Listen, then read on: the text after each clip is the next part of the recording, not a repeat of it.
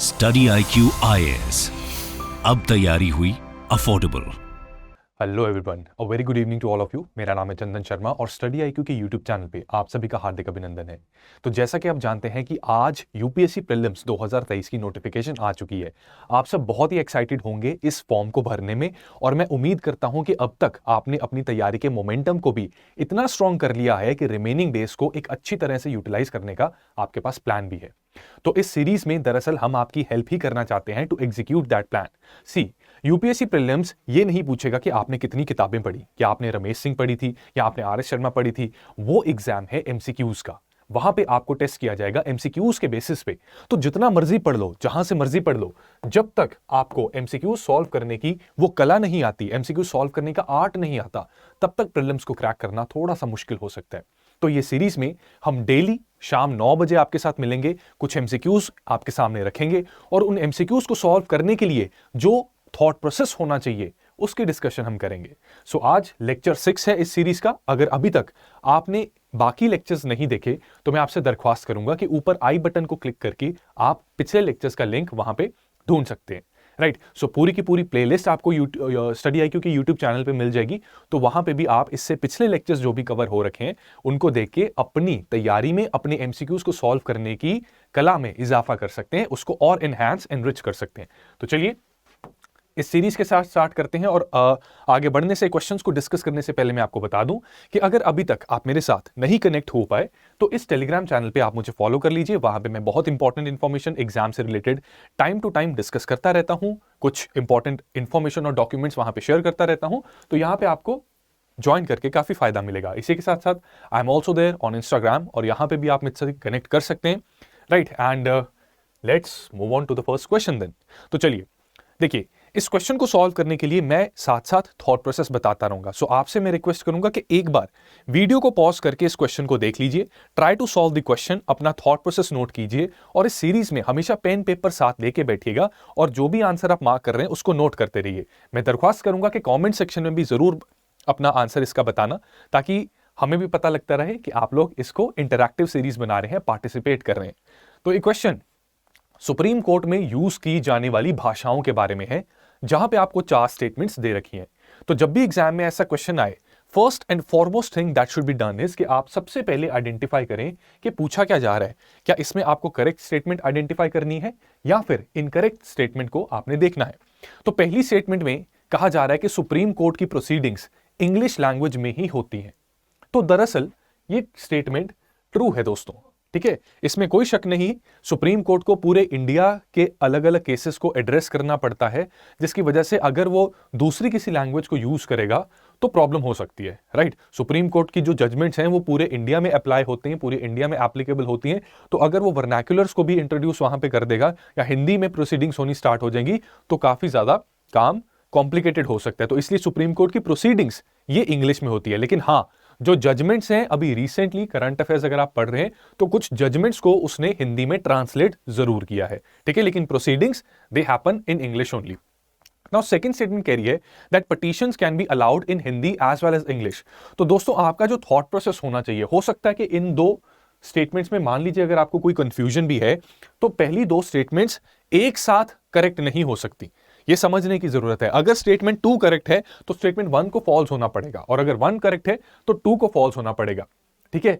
तो जितनी स्टेटमेंट्स हैं आप वहां पे देखिए कि 1 और 2 जहां पे एक साथ आ रहा है उनको सबसे पहले एलिमिनेट आप कर सकते हैं। राइट, और अगर आपको ये बिल्कुल क्लियरली पता है कि 1 बिल्कुल सही है तो 2 तो ऑटोमेटिकली गलत होगी और जब आप इसको सॉल्व करेंगे तो सारी ही स्टेटमेंट्स एलिमिनेट हो जाएंगी and you will reach your correct answer. और बेखौफ होकर इसको आप मार्क कीजिए, आपका टाइम बचा, आप करेक्ट आंसर पे भी पहुंचे और इसको एक्यूरेटली सॉल्व कर पाए। और आपकी इंफॉर्मेशन के लिए हम आपको बता दें कि स्टेटमेंट 3 करेक्ट है, लेकिन स्टेटमेंट 4 में एक जुमला लगा हुआ है। कोई बता सकता है कमेंट्स में कि क्या जुमला लगा हुआ है? स्टेटमेंट 4 कह रही है कि कॉन्स्टिट्यूशन के हिसाब से जो प्रेसिडेंट है उनके पास ये अधिकार है, उनके पास ये शक्ति है कि वो किसी भी प्लेस को दिल्ली के अलावा, आप सब जानते हैं सुप्रीम कोर्ट दिल्ली में है, तो दिल्ली के अलावा कहीं और पे अगर सुप्रीम कोर्ट का बेंच लगना है तो पावर प्रेसिडेंट के पास दी जा रही है इस पर्टिकुलर स्टेटमेंट के हिसाब से। लेकिन ये गलत है, ये अधिकार प्रेसिडेंट के पास नहीं, ये अधिकार चीफ जस्टिस के पास होता है। और इस वक्त हमारे चीफ जस्टिस कौन है? ऑनरेबल जस्टिस DY चंद्रचूड़ जी। चलिए अगले क्वेश्चन पे चलते हैं। मैं उम्मीद करता हूं ये क्वेश्चन आपका करेक्ट हो रखा होगा। क्वेश्चन 2 में अगेन आपके पास अब 2 स्टेटमेंट्स हैं। तो पहला काम करेक्ट पूछा है कि इनकरेक्ट पूछा है। यहां पे 2 स्टेटमेंट्स को फिर से मैं चाहता हूं कि आप अगर वीडियो पॉज करके सॉल्व करना चाहते हैं तो आप कर सकते हैं। पहली स्टेटमेंट कह रही है कि सिर्फ हाईकोर्ट ही रिट इशू कर सकते हैं for the purpose other than enforcement of fundamental rights. Only the writ jurisdiction, दूसरी स्टेटमेंट में कहा जा रहा है कि सिर्फ सुप्रीम कोर्ट की रिट ज्यूरिसडिक्शन, हाई कोर्ट की नहीं, is part of basic structure of constitution. तो ये क्वेश्चन बहुत ही इजी है दोस्तों। सेकेंड स्टेटमेंट का कोई सिर पैर नहीं है। अगर सुप्रीम कोर्ट की रिट ज्यूरिसडिक्शन बेसिक स्ट्रक्चर का पार्ट है तो हाई कोर्ट की रिट ज्यूरिसडिक्शन क्यों नहीं होगी? तो ये स्टेटमेंट उस कॉन्टेक्स्ट में गलत हो जाती है। लेकिन पहली स्टेटमेंट में हमें ध्यान रखने की जरूरत है कि रिट ज्यूरिसडिक्शन हाई कोर्ट की वाइडर है। यहां पे डिफरेंस है। जनरली हमें लगता है कि क्योंकि सुप्रीम कोर्ट हाई कोर्ट्स के हायरार्की में ऊपर रहता है तो यहां पे उनकी रिट ज्यूरिसडिक्शन वाइड होनी चाहिए, बट यहां पे यही चीज है कि सुप्रीम कोर्ट में जो रिट इशू होती हैं वो फंडामेंटल राइट्स के कॉन्टेक्स्ट में ही इशू की जा सकती है, लेकिन हाई कोर्ट दूसरे राइट्स में भी रिट को इशू कर सकता है। और 5 तरह की रिट्स आपके सामने कॉन्स्टिट्यूशन में मेंशन होती हैं, जिसमें से हेबिस कॉर्पस, ठीक है, उसको HC से मैं डिनोट कर रहा हूं यहां पे। इसमें से सबसे पहली हेबिस कॉर्पस है, दूसरे नंबर पे आती है सर्शियरी, फिर आपके पास है प्रोहिबिशन, उसके बाद है मैंडेमस, और 5वें नंबर पे है क्यूओ वारंटो। ये रिट्स इंपॉर्टेंट है दोस्तों, और मैं आपको सलाह दूंगा कि लक्ष्मीकांत में जाके इस चैप्टर को खोलिए, फंडामेंटल राइट्स के चैप्टर को खोलिए, इन रिट्स के मतलब को समझ लीजिए, क्योंकि मैच टाइप का भी क्वेश्चन आ सकता है। Right, so this is an important question. Statement 1 जो है वो ट्रू है, स्टेटमेंट 2 गलत है। इंपॉर्टेंट क्वेश्चन है लेकिन इजी क्वेश्चन है, तो ये क्वेश्चन का आंसर ऑप्शन ए बन गया। थर्ड क्वेश्चन पे चलते हैं। ये क्वेश्चन स्पेशल लीव पिटीशन के साथ डील करता है। यहां पे आपको 3 स्टेटमेंट्स दे रखी हैं और करेक्ट स्टेटमेंट को आइडेंटिफाई करना है। You can pause the video, try to solve this question by yourself. उसके बाद में थॉट प्रोसेस क्या होना चाहिए उसके बारे में बताऊंगा। पहली स्टेटमेंट कह रही है कि स्पेशल लीव पिटीशन को सर्टिफिकेट ऑफ फिटनेस की जरूरत पड़ती है हाई कोर्ट से। तो दरअसल स्पेशल लीव पिटीशन एक पिटीशन है जो सुप्रीम कोर्ट में दर्ज की जाती है, जिससे कि हाई कोर्ट की अगर किसी जजमेंट से हम नाखुश हैं या सेटिस्फाइड नहीं है तो सुप्रीम कोर्ट में हम अपील कर सकते हैं उस पर्टिकुलर जजमेंट के अगेंस्ट। लेकिन यहां पे इस स्पेशल लीव पिटीशन के लिए हाई कोर्ट की फिटनेस का सर्टिफिकेट हमें जरूरी नहीं पड़ता। ये स्टेटमेंट इस कॉन्टेक्स्ट में गलत हो जाती है। स्पेशल लीव पिटीशन के केस में दूसरी स्टेटमेंट कह रही है that it can be claimed as a matter of right by an individual against any judgment of any high court, tribunal और अदर सच कोर्ट। अब यहां पे देखो, एनी इतना कॉम्प्लिकेटेड चीज नहीं है, या एनी में जुमला इतना नहीं लगा हुआ। जो दिक्कत है वो है as a matter of right. यहां पे स्पेशल लीव पिटीशन में सुप्रीम कोर्ट अलाउ तो कर देता है, लेकिन उसके पास डिस्क्रिशन है, विवेक है उसके पास, ठीक है, डिस्क्रिशन है। यानी कि अगर वो चाहे तो ये स्पेशल लीव पिटीशन को रिजेक्ट भी कर सकता है। जहां पर भी हाई कोर्ट की किसी जजमेंट से अग्रीव्ड पार्टी नाखुश है तो और उसमें एक सब्सटैंशियल क्वेश्चन ऑफ लॉ आता है, कानून की इंटरप्रिटेशन की जरूरत पड़ती है, तो स्पेशल लीव पिटीशन के थ्रू सुप्रीम कोर्ट में चले गए। लेकिन अगर सुप्रीम कोर्ट को लगता है कि इसको दर्ज करने की इतनी आवश्यकता नहीं है, हाई कोर्ट ने ठीक जजमेंट दी है, या फिर अगर उसको ऐसा लगता है कि सब्सटैंशियल क्वेश्चन ऑफ लॉ नहीं है, तो वो इनको रिजेक्ट कर सकता है। राइट, तो सेकंड स्टेटमेंट जो है ये गलत हो जाती है, क्योंकि it's not the matter of right. ठीक है, इसके बाद थर्ड स्टेटमेंट कह रही है that special leave petition can be filed in constitutional, civil and criminal cases. ये ट्रू है, ठीक है। और वैसे भी जब फर्स्ट एंड सेकंड गलत हो जाते हैं तो हमारी ऑप्शंस अगर हम सारी एलिमिनेट कर देंगे, इसके बारे में अगर हमें डाउट भी है तो एक ही ऑप्शन वैसे बच जाएगी, तो ये करेक्ट स्टेटमेंट हमारी आ जाएगी। मैं उम्मीद करता हूं कि क्वेश्चन आपका ठीक है, और कमेंट सेक्शन में जरूर बताइए कि आपके अब तक 3 में से कितने क्वेश्चंस करेक्ट हुए हैं। थर्ड यानी डी इसका करेक्ट आंसर है। और दोस्तों, जैसे इस सीरीज में हम प्रैक्टिस कर रहे हैं, बेसिकली आपको थॉट प्रोसेस बताने की कोशिश कर रहे हैं कि एक सवाल को सॉल्व करते समय हो सकता है हमें पूरी तरह से उसका ज्ञान ना हो सकता है ऐसा सवाल आए जिससे हम अनजान हो, कुछ ऐसी स्टेटमेंट हो जिससे हम अनजान हो, लेकिन यूपीएससी में फिर भी हमें उसे सॉल्व करने की जरूरत है अगर हमने अपने अटेम्प्ट को मैक्सिमाइज करना है। डेली प्रैक्टिस से इस चीज को अचीव किया जा सकता है, और इसी ऑब्जेक्टिव के साथ टीम स्टडी आईक्यू ने टेस्ट सीरीज को लॉन्च किया है, जो डिसिप्लिन बेस्ड टेस्ट सीरीज के नाम से आपको हमारे पोर्टल पे मिल जाएगी। ये टेस्ट सीरीज 90 दिन का प्रोग्राम है, जहां पे 75 से ज्यादा डिसिप्लिन बेस्ड टेस्ट आपके डेली होंगे, जिसमें 50 एमसीक्यूज के थ्रू आप डेली 1 घंटा अपने दिमाग के ऊपर जोर लगाएंगे, दिमाग की वर्जिश करेंगे। इन टेस्ट की मदद से, इनकी डिटेल एक्सप्लेनेशन पीडीएफ की मदद से और इनके रिकॉर्डेड वीडियो डिस्कशंस की मदद से एक सवाल को लिमिटेड नॉलेज से भी कैसे अटेम्प्ट किया जाता है और सही अटेम्प्ट किया जाता है आपके बारे इसका आपको ज्ञान मिलेगा। डेडिकेटेड करंट अफेयर्स भी इसका पार्ट रहेगा और 16 फुल लेंथ टेस्ट आपको मिलेंगे जो दरअसल आपको बताएंगे कि ऑल इंडिया लेवल के ऊपर आप कहां स्टैंड करते हैं और अगर इसमें कोई चिंता की बात है तो कोर्स करेक्शन कैसे किया जाए ये भी आप जान सकते हैं। ये टेस्ट सीरीज में आप एनरोल कर सकते हैं। ये 30 जनवरी से स्टार्ट हो गई थी और अगर आज भी यानी 1 फरवरी को भी या 2 फरवरी को आप ज्वाइन करते हैं तो पिछले जितने टेस्ट हैं वो आप अटेम्प्ट कर सकते हैं, वो आपको मिलेंगे। उसका एक्सप्लेनेशन पीडीएफ भी मिलेगा, डिस्कशन वीडियोस भी मिल जाएंगी और आप इन सारी चीजों की मदद से अपने पूरे सिलेबस की ना केवल अच्छी रिवीजन कर पाएंगे बल्कि एमसीक्यूज को सॉल्व करने की अपनी कला को भी इंप्रूव और एनरिच कर सकते हैं। और ये टेस्ट सीरीज को अगर आपने डिस्काउंटेड प्राइस पे अवेल करना है तो CS लाइव कोड का इस्तेमाल करने से आपको ये टेस्ट सीरीज बहुत ही डिस्काउंटेड प्राइस पे मिल जाएगी, जिससे आपको काफी फायदा होगा। इस इंफॉर्मेशन के साथ हम अगले क्वेश्चन पे अब चलते हैं। ये क्वेश्चन को आप पढ़ सकते हैं वीडियो पॉज करके, फिर मैं इसमें थॉट प्रोसेस बताऊंगा। ये भी इजी क्वेश्चन है। जुडिशियल रिव्यू का मतलब आपसे यहां पे पूछ रखा है, what is judicial review. Statement ये कह रही है that it is the power of judiciary to review all the bills before they are assented by the president to become the law. ऐसा तो नहीं है। अगर आप हमारे इंडिया के कॉन्टेक्स्ट में देखें, बहुत से ऐसे केसेस हैं या बहुत से ऐसे लॉज बने हैं जिनको एक्ट बना दिया गया, प्रेसिडेंट का असेंट मिल गया, लेकिन उसके बाद भी जुडिशरी में उसको एनालाइज किया गया और उसको नल एंड वॉइड भी डिक्लेयर किया गया। जो सबसे इस वक्त हॉट टॉपिक के बेसिस पे अगर मैं बताऊं तो एनजैक इसका बहुत सही एग्जांपल है। National judicial appointments commission act, ये 2014 के आसपास इसका काफी बोलबाला चल रहा था। इसको कॉन्स्टिट्यूशनल अमेंडमेंट के थ्रू लाया गया था। This was basically constitutional amendment act. President का असेंट भी मिल गया था। उसके बाद ये सुप्रीम कोर्ट में गया जहां पे इसको नल एंड वॉइड डिक्लेयर कर दिया। सो ऐसा नहीं है कि असेंट से पहले ही जुडिशरी रिव्यू कर सकती है, उसके बाद भी कर सकती है, जिसकी वजह से स्टेटमेंट ए गलत होगी। स्टेटमेंट बी कह रही है that it is the power of judiciary to review its previous judgment. ये आंसर नहीं है, ठीक है।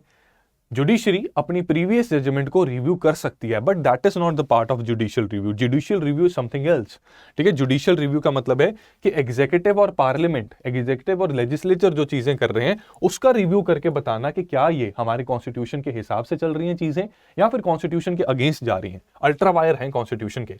सी स्टेटमेंट कह रही है it is the power of judiciary to review and decide upon constitutionality of laws as well as executive orders. This statement is basically true. और D statement को देखने की जरूरत ही नहीं है, बट फिर भी देख लेते हैं। ये कह रहा है it is the power of judiciary to question the wisdom of laws enacted by legislature. तो देखो इसमें से बेस्ट ऑप्शन सी ही है। जब जुडिशरी रिव्यू स्टार्ट हो जाती है तो ऑब्वियसली लॉज पर क्वेश्चन भी किया जा सकता है, बट हाँ जनरली सुप्रीम कोर्ट रिफ्रेन करता है इस चीज में से, क्योंकि वो सेपरेशन ऑफ पावर्स में बिलीव करता है। तो जब लेजिस्लेचर किसी लॉ को एनैक्ट करता है तो जुडिशरी कहती है कि लॉज को एनैक्ट करना, लॉज को बनाना ये लेजिस्लेचर का काम है, पार्लियामेंट का काम है। तो उनके विजडम पर ऐसे क्वेश्चन नहीं किया जाता जनरली। लेकिन अगर ऐसा लॉ कॉन्स्टिट्यूशन के खिलाफ चला जाता है तो उसमें जब रिव्यू होता है तो then the question might be asked, ठीक है, बाय द जुडिशरी। तो ऑप्शन सी यहां पे करेक्ट आंसर बन जाता है। C is the correct answer here. और फिफ्थ क्वेश्चन पे अब हम चलेंगे। फिफ्थ क्वेश्चन कह रहा है that with reference to principle of judicial restraint. Judicial restraint के कॉन्टेक्स्ट में आपको 3 स्टेटमेंट्स दी हुई हैं। सबसे पहले चीज करेक्ट पूछा गया है, तो बताइए इसका क्या आंसर हो सकता है। कमेंट सेक्शन में जरूर पार्टिसिपेट कीजिए और बताइए इसका क्या आंसर हो सकता है। स्टेटमेंट 1 यहां पे कह रही है that this principal recognises equality of other 2 organs of the government with that of judiciary. तो जुडिशियल रिस्ट्रेन में बेसिकली क्या होता है कि जुडिशरी के ऊपर सेल्फ इम्पोज्ड एक लिमिटेशन लगाई जाती है, वो खुद के ऊपर ही कुछ पाबंदियां लगाता है जिससे कि वो अपनी शक्ति का बहुत ज्यादा इस्तेमाल करके जो सरकार के या हमारे डेमोक्रेसी के बाकी 2 ऑर्गन्स या बाकी 2 पिलर्स हैं उनकी पावर्स को इंपैक्ट ना करना स्टार्ट कर दे। तो इसमें जुडिशरी मानती है कि बाकी 2 ऑर्गन्स की भी रेलेवेंस है and they should be considered equal to judiciary, ठीक है। बाकी 2 ऑर्गन्स जो सरकार के हैं उनको इक्वल मानना चाहिए। तो basically judicial restrain and separation of powers ये आपस में कॉम्प्लीमेंट करते हैं एक दूसरे को। अगर सेपरेशन ऑफ पावर्स करना है तो जुडिशरी ओवर रीच नहीं कर सकती, अपने दायरे से, अपनी मर्यादा से बाहर नहीं आ सकती। वो ये नहीं कह सकती कि ये कानून बनाना ही पड़ेगा, ठीक है। तो उसी तरह ये चीज सेपरेशन ऑफ पावर के साथ रिलेटेड है, तो जुडिशियल रिस्ट्रेन और सेपरेशन ऑफ पावर कॉम्प्लीमेंट करते हैं, और फर्स्ट स्टेटमेंट यहां पे करेक्ट बन जाती है। सेकंड स्टेटमेंट कह रही है that this principal undermines the independence of judiciary. देखने में कहीं ना कहीं आपको ये सही लग सकता है, हो सकता है आप सोचें कि क्योंकि जुडिशरी को खुद को एक दायरे में रखना है या लिमिटेशंस उसके ऊपर डल रही हैं, तो शायद ये जुडिशियल इंडिपेंडेंस को कहीं ना कहीं अंडरमाइन कर रही है, लेकिन ऐसा नहीं है। जैसा कि मैंने आपको बताया कि जुडिशियल रिस्ट्रेन और सेपरेशन ऑफ पावर ये दो कॉम्प्लीमेंट्री कॉन्सेप्ट्स हैं। सेपरेशन ऑफ पावर्स और जुडिशियल रिस्ट्रेन ये दो कॉम्प्लीमेंट्री कॉन्सेप्ट्स हैं। अब क्योंकि ये कॉम्प्लीमेंट्री कॉन्सेप्ट्स हैं, तो सेपरेशन ऑफ पावर को ये प्रमोट करेगा, तो इससे इंडिपेंडेंस कहीं भी इंपैक्ट नहीं होगी, बल्कि इंडिपेंडेंट रह के खुद की भी इंडिपेंडेंस को रिस्पेक्ट करते हुए ये बाकी दो ऑर्गन्स की भी अपनी जुरिस्डिक्शन के अंदर, अपने दायरे के अंदर उनकी इंडिपेंडेंस को भी रिस्पेक्ट करेगा। सो सेकंड स्टेटमेंट यहां पे गलत हो जाती है। साथ के साथ आप एलिमिनेट करना स्टार्ट कर दो, ठीक है। तो फर्स्ट स्टेटमेंट करेक्ट है तो बी आंसर नहीं हो सकता, सेकंड स्टेटमेंट इनकरेक्ट है तो डी आंसर नहीं हो सकता, तो हमें थर्ड स्टेटमेंट यहां पे पढ़नी पड़ेगी। थर्ड स्टेटमेंट कह रही है that this principle reinforces the balance of power among three organs of the government. तो क्योंकि सेपरेशन ऑफ पावर हो रही है, तो उससे एक बैलेंस बनाए रखने की सिचुएशन पैदा हो रही है, जिससे कि चेक्स एंड बैलेंस की वजह से ये प्रिंसिपल बैलेंस ऑफ पावर को प्रमोट करेगा।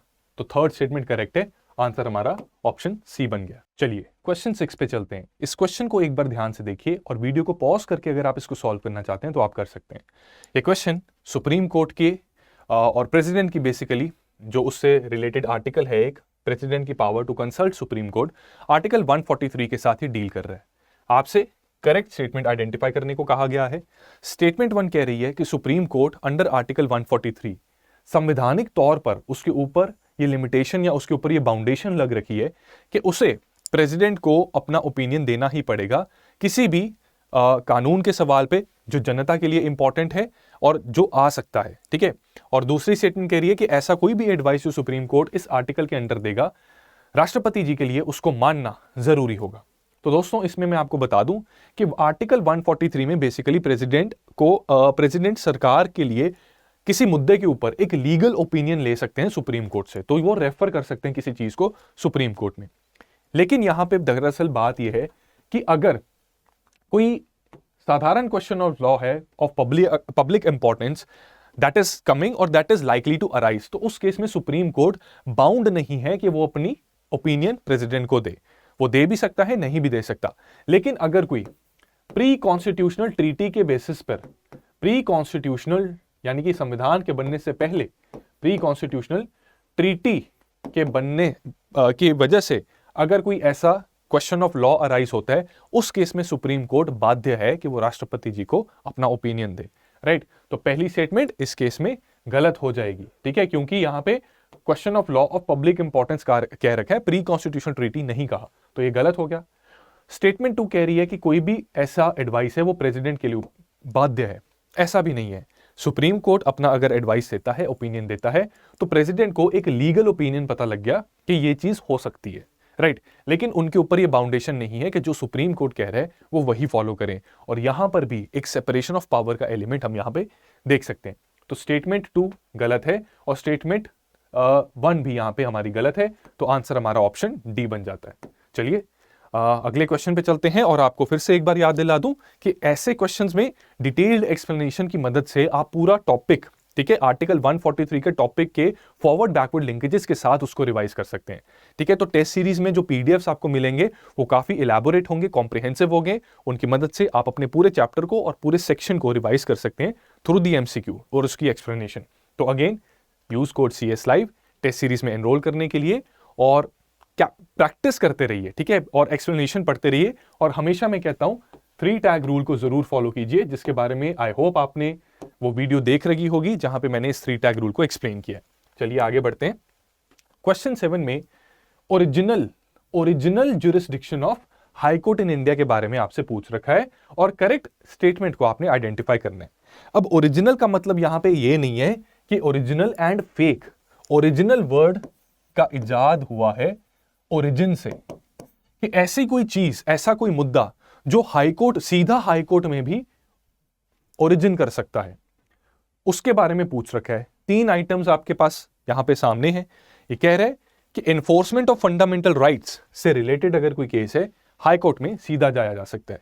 Matters of admiralty and contempt of court, अगर इससे रिलेटेड कुछ मुद्दा है वो भी हाई कोर्ट में सीधा जाया जा सकता है। Disputes relating to election of members of parliament, इसको रिजॉल्व करने के लिए भी हाई कोर्ट में क्या हम सीधा जा सकते हैं? तो सवाल दरअसल यहां पे ये है। तो दोस्तों इसमें मैं आपको बता दूं कि संविधान का आर्टिकल 226 ये हमें अलाउ करता है कि अगर फंडामेंटल राइट्स का कोई क्वेश्चन है तो हम सीधा हाई कोर्ट को अप्रोच कर सकते हैं, right. And in fact article 32 constitutional remedies के साथ डील करता है, तो यहां पे हम इवन सुप्रीम कोर्ट को भी सीधा अप्रोच कर सकते हैं अगर संविधान के फंडामेंटल राइट्स का सवाल बन रहा है, ठीक है। तो हम directly supreme court, high court को फंडामेंटल राइट्स के लिए अप्रोच कर सकते हैं, जिसकी वजह से आइटम 1 आपके आंसर में आनी चाहिए, ठीक है। तो ऑप्शन सी यहां पे आपका करेक्ट आंसर नहीं हो सकता। Matters of admiralty and contempt of court, अब इसके बारे में सोचने की जरूरत है, और यहां पे एक जुमला और तिगड़म लगा हुआ है जो मैं आपको बताना चाहूंगा। एडमिरैलिटी के बारे में पढ़ के, एडमिरैलिटी वर्ड पढ़ के आपको लग सकता है कि शायद ये मिलिट्री के साथ लिंक कर रहा है, लेकिन दरअसल ये मिलिट्री के साथ नहीं बल्कि कोस्टल डिस्प्यूट्स के साथ, कोस्टल वाटर में जो कुछ गड़बड़ें होती हैं उसके साथ डील कर रहा है। तो एक एक्ट हमारे सामने आता है, admiralty jurisdiction and settlement of maritime act 2017। वहां पे अगर कोस्टल एरियाज में, कोस्टल स्टेट्स के हमारे इंटरनल वाटर्स के अंदर कुछ गड़बड़ होती है, मान लीजिए कोई कंटेनर है, वेसल है, जहाज है, जिसका कुछ गड़बड़ हो गई है, कुछ कानून का सवाल बन गया है, तो उस केस में हाई कोर्ट पे डायरेक्टली अप्रोच किया जा सकता है। तो बेसिकली हमारी कोस्टल स्टेट्स के जो हाई कोर्ट्स हैं, एडमिरैलिटी के मैटर्स में वो अपना ज्यूरिसडिक्शन, अपनी जजमेंट दे सकते हैं, और इन मामलों के लिए भी अकॉर्डिंग टू दिस एक्ट जिसका मैंने अभी नाम लिया, डायरेक्टली हाई कोर्ट्स को अप्रोच किया जा सकता है। तो सेकंड आइटम भी हमारे आंसर में आनी चाहिए। तो आंसर ए या फिर डी में से कोई एक हो सकता है, बी भी यहां पे एलिमिनेट हो गया। स्टेटमेंट 3 कह रही है, आइटम 3 कह रही है that disputes that relate to elections of member of parliament, उसके लिए भी हाई कोर्ट में अप्रोच किया जा सकता है। तो इस मामले में मैं बता दूं कि एमपीज के इलेक्शन के मामले में हाई कोर्ट्स एक ट्रिब्यूनल की तरह काम करते हैं, तो जो भी कोई डिस्प्यूट यहां पे अराइज होता है वो भी डायरेक्टली हाई कोर्ट सॉल्व कर सकते हैं। तो इसलिए तीनों ही केसेस में ये मुद्दे हाई कोर्ट में ओरिजिनेट कर सकते हैं, जिसकी वजह से ये तीनों ही चीजें हाई कोर्ट की ओरिजिनल ज्यूरिसडिक्शन का पार्ट बन जाती है। तो इस क्वेश्चन का करेक्ट आंसर ऑप्शन डी बन जाता है। 8वें क्वेश्चन पे अब चलते हैं। 8वां क्वेश्चन सुप्रीम कोर्ट से रिलेटेड है। यहां पे आपसे करेक्ट स्टेटमेंट आइडेंटिफाई करने को कहा गया है। 2 स्टेटमेंट्स आपको दे रखी हैं।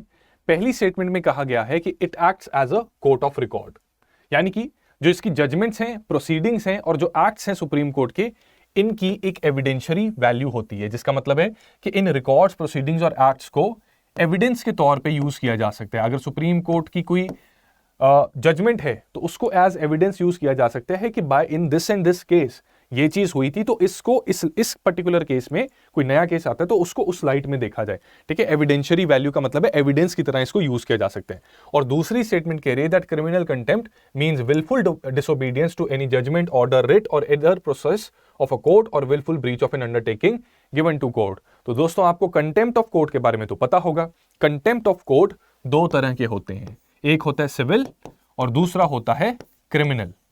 तो यहां पे स्टेटमेंट 2 में एक जुमला लगा है, क्या आप बता सकते हैं कमेंट्स में कि क्या जुमला लगा है? दरअसल यहां पे ये क्रिमिनल कंटेम्प्ट की बात नहीं की जा रही, ये बात की जा रही है सिविल कंटेम्प्ट की, ठीक है। सिविल कंटेम्प्ट में विलफुल डिसोबीडियंस होती है। क्रिमिनल कंटेम्प्ट में क्या होता है कि अगर सुप्रीम कोर्ट की अथॉरिटी को अंडरमाइन किया जाए, उनको नीचा दिखाया जाए, ठीक है, या थ्रेटन किया जाए, that is criminal contempt. Civil contempt में विलफुल डिसोबीडियंस होती है टू एनी पर्टिकुलर जजमेंट, या फिर अगर कोर्ट ने कोई ऑर्डर दिया है या कोई रिट पास की है, राइट, या फिर कोई अंडरटेकिंग आपने कोर्ट को दी है लेकिन उसको मानना नहीं, तो दैट इज सिविल कंटेम्प्ट। तो सिविल कंटेम्प्ट की जगह यहां क्रिमिनल कंटेम्प्ट लिखा था, ये स्टेटमेंट गलत हो गई और पहली स्टेटमेंट ट्रू हो गई। आंसर हमारा ऑप्शन ए बन गया। चलिए अगले क्वेश्चन पे चलते हैं। वेरी इंपॉर्टेंट क्वेश्चन, पूछे जाने की संभावना पूरी है। यहां पे जजेस ऑफ हाई कोर्ट के कॉन्टेक्स्ट में उनकी अपॉइंटमेंट और रेजिग्नेशन के ऊपर 2 स्टेटमेंट्स आपको दे रखी हैं। करेक्ट स्टेटमेंट आपने आइडेंटिफाई करनी है। You can try to solve this question और कमेंट सेक्शन में ये जरूर बताइए कि अभी तक आपके कितने क्वेश्चंस करेक्ट हुए हैं। पहली स्टेटमेंट देखो, पहली स्टेटमेंट जो है ये गलत है। जब हाईकोर्ट जज को अपॉइंट किया जाता है तो वो ओथ या एफर्मेशन चीफ जस्टिस के आगे नहीं लेता। क्या वो प्रेसिडेंट के आगे लेता है? जवाब है नहीं। ये ओथ वो लेते हैं उस स्टेट के गवर्नर के आगे, राइट। और फिर अगर उन्होंने रिजाइन करना है तो वो रेजिग्नेशन लेटर किसको लिखेंगे? क्या वो resignation chief justice of India को लिखेंगे? अगेन यहां पर भी जवाब है नहीं, ये रेजिग्नेशन लेटर प्रेसिडेंट को लिखी जाएगी। अकॉर्डिंगली दोनों ही स्टेटमेंट्स गलत हो जाती हैं, तो आंसर हमारा क्या बन गया? Option D, that is neither of these statements it is correct. चलिए क्वेश्चन 10 पे चलते हैं। ये क्वेश्चन बड़ा इंटरेस्टिंग है, इस क्वेश्चन को सॉल्व करने की कोशिश कीजिए, क्योंकि मैं मान के चल रहा हूं कि आप में से बहुत से लोगों को इस पर्टिकुलर केस के बारे में नहीं पता होगा, लेकिन फिर भी आपको ये क्वेश्चन सॉल्व करना है। तो अभी तक इस सीरीज में मिले ज्ञान के बेसिस पे इस स्टेटमेंट को आप बिल्कुल करेक्ट मान सकते हैं। इस स्टेटमेंट के बारे में आपको शायद आइडिया ना हो, और ये स्टेटमेंट को सॉल्व अगर आपने कर दिया तो आपका ये पूरा आंसर बड़े आसानी से सॉल्व हो जाएगा। तो ये कह रहे हैं कि इंडियन कॉन्स्टिट्यूशन में आर्टिकल 13 में जुडिशियल रिव्यू को डिफाइन कर रखा है। तो आपकी इंफॉर्मेशन के लिए बता दूं, और अगर आपने लक्ष्मीकांत को अच्छे से पढ़ रखा है, तो जुडिशियल रिव्यू भारतीय संविधान में कहीं भी डिफाइन नहीं है, जिसकी वजह से स्टेटमेंट गलत हो जाती है। अगर ये गलत हो गई तो सारी ऑप्शंस एलिमिनेट हो गई और आपका करेक्ट आंसर बन गया ऑप्शन सी। तो दोस्तों इसी तरह हमने यूज करना है, हमने ट्रिक्स को यूज करना है। हो सकता है हमें इंफॉर्मेशन पार्शियली पता हो, राइट, लेकिन फिर भी क्वेश्चन अटेम्प्ट करना है और उसमें जहां जहां तिगड़म लग सके वो हम लगाएंगे। सो ये पर्टिकुलर फैक्ट आप इसको याद कर सकते हैं अब, ताकि अगर दोबारा आपसे पूछा जाए तो आप कॉन्फिडेंटली इसको मार्क कर सकें। चलिए अब 11th क्वेश्चन को हम सॉल्व करने की कोशिश करते हैं। ये हाई कोर्ट और सुप्रीम कोर्ट के बीच कंपैरिजन का बेसिकली क्वेश्चन है, राइट। दोनों ही स्टेटमेंट्स जो हैं यहां पे कैंडिडेट से टेस्ट किया जा रहा है कि क्या उसे सुप्रीम कोर्ट हाई कोर्ट की पावर्स में जो डिफरेंस है उसकी सही से नॉलेज है या नहीं, और यहां पे भी आपको करेक्ट स्टेटमेंट आइडेंटिफाई करनी है। पहली स्टेटमेंट कह रही है कि कॉन्स्टिट्यूशन एक इनहेरेंट पावर देता है सुप्रीम कोर्ट को और हाई कोर्ट को, किस चीज के लिए? To pass any decree that is order, ताकि कंप्लीट जस्टिस किया जा सके, कंप्लीट जस्टिस डिलीवर किया जा सके। और सेकंड स्टेटमेंट कह रही है that it provides supreme court and high courts to review any judgment pronounced by them. ठीक है, तो फर्स्ट स्टेटमेंट को तो बाद में देखते हैं। सेकंड स्टेटमेंट में क्या कोई बता सकता है कि क्या जुमला लग रखा है यहां पे? क्या तिगड़म इधर लगाएंगे कि इससे हमें बिल्कुल क्लैरिटी मिले? तो दोस्तों रिव्यू की पावर सुप्रीम कोर्ट के पास है। अगर हाई कोर्ट में कोई जजमेंट आती है, राइट, जहां पे कोई क्वेश्चन ऑफ लॉ गलत इंटरप्रेट हो जाता है, वो तो सुप्रीम कोर्ट में अपील हो जाएगा, ठीक है। लेकिन सुप्रीम कोर्ट में जो जजमेंट आती है उसकी कोई अपील नहीं होती, वो एक कानून की तरह है। सुप्रीम कोर्ट की judgment it has an effect of law and act, a statutory act, right, वो कानून बन जाता है। तो हाई कोर्ट में अगर प्रॉब्लम है आप सुप्रीम कोर्ट में जा सकते हो, लेकिन सुप्रीम कोर्ट में ये चीज नहीं हो सकती। सुप्रीम कोर्ट को अगर अपने फैसले को बदलना है तो उसको दोबारा एक बड़ा बेंच बिठाना पड़ेगा और उस जजमेंट को फिर से एनालाइज करना पड़ेगा, और तभी वो चीज चेंज हो सकती है। तो क्योंकि हाई कोर्ट में ये चीज की जरूरत नहीं पड़ती, सिर्फ सुप्रीम कोर्ट में पड़ती है, so it provides that supreme court and high court can review any judgment to pronounce by them. ये गलत होगा कहना, ये सिर्फ कॉन्स्टिट्यूशन में सुप्रीम कोर्ट के पास ये पावर है कि अपनी जजमेंट को वो रिव्यू कर सकते हैं, चेंज कर सकते हैं, ठीक है। तो स्टेटमेंट 2 यहां पे गलत हो जाती है। इसी कॉन्टेक्स्ट में स्टेटमेंट 1 भी, उसको भी देख लेते हैं, ये भी गलत होगी, क्योंकि जो इतनी वाइड रेंजिंग पावर है कि inherent power to pass any order to do complete justice, ये भी सुप्रीम कोर्ट को हमारा संविधान देता है। हाई कोर्ट से नहीं, सुप्रीम कोर्ट इधर अकेला होना चाहिए था, तभी ये ठीक होता। दोनों ही स्टेटमेंट्स गलत हैं, तो अगेन क्वेश्चन 11 का भी आंसर ऑप्शन डी होगा। चलिए अब क्वेश्चन 12 को सॉल्व करने की कोशिश करते हैं। यहां कंटेम्प्ट ऑफ कोर्ट के रिगार्डिंग 4 स्टेटमेंट्स आपको दी हुई है, करेक्ट को आइडेंटिफाई करने हैं। पॉज करके आप इसको सॉल्व करने की कोशिश कीजिए, मैं थॉट प्रोसेस बताता हूं कि क्या होना चाहिए। पहली स्टेटमेंट में इस कमेटी की नाम की वजह से आपको कंफ्यूजन आ सकती है, तो इस स्टेटमेंट को हम थोड़ी देर के लिए होल्ड पे रखते हैं। दूसरी स्टेटमेंट कह रही है कि कॉन्स्टिट्यूशन के पास ये पावर है सुप्रीम कोर्ट और हाई कोर्ट को जो वो देता है, जिससे कि कंटेम्प्ट के लिए वो पनिश कर सकते हैं। ये सही बात कही गई है, कंटेम्प्ट के लिए एक्चुअली ये पनिश कर सकते हैं, लेकिन कंटेम्प्ट है क्या ये कॉन्स्टिट्यूशन में गिवन है? This is not given in constitution, ठीक है। Constitution of India it does not define civil and criminal contempt, ठीक है। तो जहां जहां थर्ड स्टेटमेंट आ रही है उसको हम एलिमिनेट कर देंगे। तो हमारा आंसर 1 और 2 या 1 to 4 है। तो ये जब हमने थर्ड स्टेटमेंट के बेसिस पे 2 चीजें एलिमिनेट की, तो फर्स्ट स्टेटमेंट के बारे में अगर हमें नहीं भी पता था, तब भी हम यहां पे गारंटी से कह सकते हैं कि ये ट्रू है, इसकी टेंशन लेने की जरूरत नहीं पता तो नहीं पता, लेकिन अब इसको याद कर लेना, रट्टा लगा लेना थोड़ा सा। तो फोर्थ स्टेटमेंट कह रही है कि पार्लियामेंट के पास ये पावर है to make laws on contempt of court. अब इसमें अगर आपको डाउट आता है, ऑप्शंस को देख के आपको पता लग गया है कि पहली स्टेटमेंट करेक्ट है। अब पहली स्टेटमेंट को ध्यान से पढ़ो। इस कमेटी ने रिपोर्ट बनाई जिससे बना कंटेम्प्ट ऑफ कोर्ट्स एक्ट, यानी कि ये एक्ट पार्लियामेंट ने ही बनाया होगा। अगर ये स्टेटमेंट करेक्ट है तो फोर्थ स्टेटमेंट को भी करेक्ट होना पड़ेगा, जिसकी वजह से ऑप्शन बी करेक्ट आंसर है।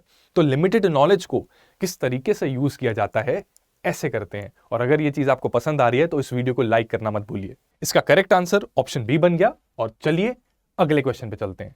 बहुत लेंथी स्टेटमेंट है दोस्तों, ऐसे क्वेश्चंस आजकल आना शुरू हो गए हैं जो इसने पेपर को लेंथी बना दिया है। सो प्रैक्टिस देम वेल, और टेस्ट सीरीज को जरूर ज्वाइन करके डेली प्रैक्टिस से आप अपनी स्पीड भी बढ़ा सकते हैं। तो यहां पे 4 स्टेटमेंट्स आपको गिवन है जो basically impeachment of supreme court जज के ऊपर आपको दे रखी हैं। इस क्वेश्चन को एक बार पढ़िए, वीडियो पॉज करना चाहते हैं तो आप कर सकते हैं। You can read the question, try to solve it. आपने करेक्ट स्टेटमेंट यहां पे आइडेंटिफाई करनी है। इस पर्टिकुलर क्वेश्चन में स्टेटमेंट 1 गलत है, क्योंकि जब आप जानते हैं सुप्रीम कोर्ट जज को अगर रिमूव करना है तो वो प्रेसिडेंट के ऑर्डर से हो सकता है, लेकिन वो ऑर्डर तभी दिया जा सकता है जब पार्लियामेंट रेफरेंस देगी आफ्टर सेशन। ठीक है, तो उस सेशन में बेसिकली इंपीचमेंट का प्रोसेस होता है, और इंपीचमेंट का एक तरीका होता है, स्पेशल मेजॉरिटी से इंपीचमेंट हो सकती है। तो जब ये मोशन, ठीक है, पार्लियामेंट में मोशन जब पास होगी तो तब इंपीचमेंट मोशन के टाइम पे लोकसभा स्पीकर दरअसल या तो एक्सेप्ट कर सकता है या फिर रिजेक्ट भी कर सकता है। ठीक है, इट इज नॉट कंपल्सरी कि लोकसभा स्पीकर को एक्सेप्ट ही करना पड़ेगा। तो स्टेटमेंट 1 गलत हो जाती है। ए और डी हमारा आंसर नहीं बन सकता। बी और सी में से कुछ आंसर है, जिसका मतलब है कि थर्ड स्टेटमेंट तो करेक्ट है। ठीक है, और ऑप्शंस ऐसी हैं कि सेकंड स्टेटमेंट जो है वो भी गलत है। राइट, तो हमने अपना काम आसान कर दिया। अब इस स्टेटमेंट को पढ़ के अपना टाइम वेस्ट करने की जरूरत नहीं है। What we need to do is we need to read statement 4। और अगर स्टेटमेंट 4 को पढ़ेंगे तो आपको समझ आ जाएगा कि ये दरअसल स्पेशल मेजॉरिटी के बारे में बता रहा है कि जब इंपीचमेंट होती है तो उसमें स्पेशल मेजॉरिटी से इंपीचमेंट की जा सकती है। और ये स्टेटमेंट ट्रू है, जिसकी वजह से सी ऑप्शन हमारा करेक्ट आंसर बन गया। So the answer is option C. और अपना स्कोर जरूर एक बार बताइए, और जितने क्वेश्चंस आपके करेक्ट हुए हैं उसके लिए खुद को +2 मार्क्स दीजिए, और अगर इनकरेक्ट हुए हैं तो -0.6। ऑनेस्टली खुद को स्कोर कीजिएगा, तभी आप डेली इंप्रूव कर पाएंगे, और अपने बढ़ते हुए स्कोर को देखते हुए आप मोटिवेट भी होंगे। क्वेश्चन 14 पे अब चलते हैं। इस क्वेश्चन को एक बार सॉल्व करने की कोशिश कीजिए। This is a very easy question. ये तो देखते ही आपका सॉल्व होना चाहिए। और जो मैंने 3 टैग रूल बताया है, उस पर्टिकुलर टैग्स के हिसाब से ये क्वेश्चन आपका इस कैटेगरी में फॉल करना चाहिए, और ये बिल्कुल करेक्ट होना चाहिए। तो सबसे पहले देख लीजिए कि पूछा क्या गया है, करेक्ट पूछा गया है। और पहली स्टेटमेंट कह रही कि किसी भी हाईकोर्ट के पास ये पावर नहीं है, ये ज्यूरिसडिक्शन नहीं है कि वो सेंट्रल लॉ को, केंद्र के किसी कानून को कॉन्स्टिट्यूशनली इनवैलिड करार कर सके। ये तो गलत है, ऐसा तो नहीं होता। जुडिशरी के पास पावर है, और हाईकोर्ट्स भी सेंट्रल लॉज को इनवैलिड डिक्लेयर कर सकते हैं।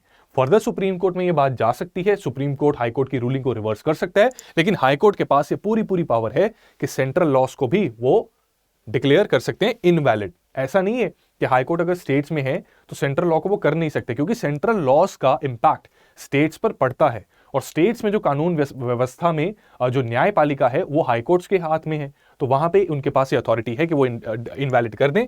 तो ये स्टेटमेंट गलत हो जाती है। स्टेटमेंट 2 कह रही है कि एक अमेंडमेंट जो कॉन्स्टिट्यूशन की होती है, it can not be questioned by the supreme court of India. कि अगर कॉन्स्टिट्यूशन को अमेंड किया गया है, पार्लियामेंट ने किया गया है, स्पेशल मेजॉरिटी से कर रखा है, तो सुप्रीम कोर्ट क्वेश्चन नहीं कर सकता। तो अगेन यहां पे मैं एनजैक और कई ऐसे कॉन्स्टिट्यूशनल अमेंडमेंट्स की आपको एग्जांपल दे सकता हूं जिसमें ये चीज, ये स्टेटमेंट जो है ये गलत हो जाती है, जिसके बिहाफ पे, ठीक है, जिसकी एग्जांपल से इस स्टेटमेंट को गलत कहा जा सकता है। और दोनों ही स्टेटमेंट्स गलत हैं, तो आंसर हमारा ऑप्शन डी बन जाता है। राइट, सो ये थे हमारे आज के क्वेश्चंस दोस्तों। कमेंट सेक्शन में जरूर बताइए कि आपका क्या स्कोर बन रखा है। और जाने से पहले मैं आपको इन्फॉर्मेशन देना चाहूंगा कि देखो, आप में से कई बच्चे एक सही तरीके से रिवाइज कर रहे हैं, उनके पास उनके नोट्स हैं, और अब टेस्ट सीरीज की मदद से वो अपनी एमसीक्यू सॉल्व करने की कैपेबिलिटी को भी एनहांस कर देंगे। लेकिन कुछ बच्चे ऐसे हैं जिनको प्लानिंग में प्रॉब्लम आती है, उठने से पहले उनको ये नहीं पता कि हम क्या चीज करें, और उनके पास एक शेड्यूल ऐसा नहीं है जिसको फॉलो करके वो अपने पूरे सिलेबस को टाइमली रिवाइज करके एमसीक्यूज की प्रैक्टिस करें। राइट, तो इस चीज में स्टडी आईक्यू का SIP प्लस प्रोग्राम आपकी मदद कर सकता है, जिसका लास्ट बैच, इसके बाद कोई बैच नहीं आने वाला, क्योंकि इसके बाद दोस्तों अगर इसके बाद आप प्रीलिम्स की तैयारी डेडिकेटेडली करेंगे ना, तो वो बहुत देर हो चुकी होगी, बहुत बड़ा कोई चमत्कार ही बचा पाएगा आपको। तो SIP प्लस में आपको CS लाइव कोड यूज करने पर एक तो डिस्काउंट मिलेगा मैक्सिमम पॉसिबल, 6000 पे आप इसको एनरोल कर सकते हैं। और ये 7 फरवरी से ये लास्ट बैच स्टार्ट हो रहा है, this is the last batch. 7 Feb से इसकी क्लासेस स्टार्ट हो जाएंगी। शाम 7 बजे डेली लाइव सेशंस होंगे आपके, आपको डेली टेस्ट मिलेंगे, मॉर्निंग में आप अपनी रिवीजन करेंगे, फिर सेशंस लगाएंगे, फिर टेस्ट देंगे, और इन सारी चीज़ों को जब डेली करते रहेंगे फॉर अप टू 90 डेज, और आपके पास कुछ बफर होगा अच्छी रिवीजन करने के लिए, तो एक सही डिसेंट लेवल ऑफ तैयारी के साथ जब प्रीलिम्स के एग्जामिनेशन हॉल में आप कदम रखेंगे तो उसको क्लियर करने के चांसेस हैं। अब और देर मत कीजिए फ्रेंड्स। अगर अभी भी आपको डाउट है कि आपने मोमेंटम बनाया है या नहीं बनाया, तो इस कोर्स की मदद से आप अपने मोमेंटम को बना भी सकते हैं और उसको सस्टेन भी कर सकते हैं। डिस्क्रिप्शन में आपको लिंक्स मिल जाएंगे। CS लाइव कोड यूज करने पे मैक्सिमम डिस्काउंट ले सकते हैं आप। एंड मैं पूरी आशा करता हूं, उम्मीद करता हूं कि ये कोर्स आपके प्रीलिम्स के सक्सेस को जरूर इंश्योर करे और आप क्रैक करके मेन जरूर लिखें। हैविंग सेड दैट, आज के इस सेशन को हम यहाँ पे समाप्त करते हैं, ठीक है। और डेली इस सेशंस इन सीरीज के साथ जुड़े रहिए और प्रैक्टिस करते रहिए, राइट। जितनी प्रैक्टिस करेंगे उतनी ही इंप्रूवमेंट होगी। Solving MCQs is like walking, it's like riding a bicycle. एक रात में नहीं आता, हम गिरते हैं, लेकिन गिर गिर के हम बड़े होते हैं, सीखते रहते हैं। और जब हमारी स्पीड बन जाती है, हम कुछ चीज रोज रोज करते हैं, तो उसमें हमारा एक आर्ट बन जाता है और बिना किसी परेशानी के हम चल भी लेते हैं, दौड़ भी लेते हैं और साइकिल भी चला लेते हैं। Having said that, I wish you all the best, friends. That's all from my side today. Wish you all the best and thank you so much. Study IQ IAS, अब तैयारी हुई अफोर्डेबल।